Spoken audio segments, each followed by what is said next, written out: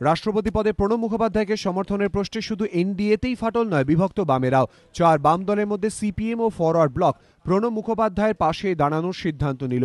ভোটদানে বিরত থাকবে জানালো সিপিআই ও আরএসপি। রাষ্ট্রপতি নির্বাচনে নিজেদের অবস্থান সম্পর্কে চূড়ান্ত সিদ্ধান্ত নিতে বৃহস্পতিবার বিকেলে বৈঠকে বসে 4 বাম দল। যদিও তার আগেই সিপিএম সিদ্ধান্ত নেয় প্রণব মুখোপাধ্যায়কে সমর্থন করার। অন্যদিকে সিপিআই এর কেন্দ্রীয় কমিটি ঠিক করে ভোটদান থেকে বিরত থাকার। এরপর বৈঠকে বসে 4 বাম দল। বৈঠকের পর সিপিএম ও ফরওয়ার্ড ব্লক জানিয়ে দেয় তারা প্রণব মুখোপাধ্যায়কে সমর্থন করবে। To support the candidature of Shri Pranab Mukherjee. In the present situation, he is the candidate for the post of president who has the widest acceptance.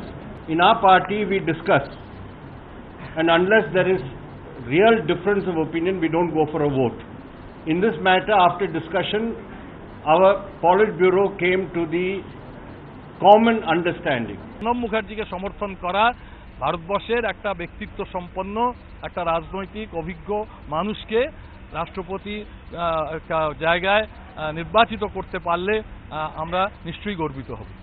CPI এবং আরএসপি ভোটদানে বিরত থাকার সিদ্ধান্ত নেয়। তবে রাষ্ট্রপতি নির্বাচন ইস্যুতে মতপার্থক্য দেখা দিলেও বাম ঐক্য আগামী দিনে অটুট থাকবে বলেই দাবি করেছেন এবি বর্ধন, অবনী রায়রা।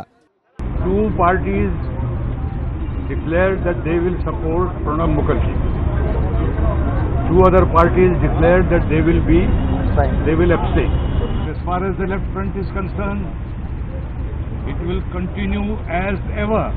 বলল না, আমি স্মরণ করিয়ে দিই, শঙ্কর দয়াল শর্মা যখন ক্যান্ডিডেট ছিলেন, আরএসপি তখন কিন্তু একক সিদ্ধান্তে অ্যাবস্টেইন করেছিল।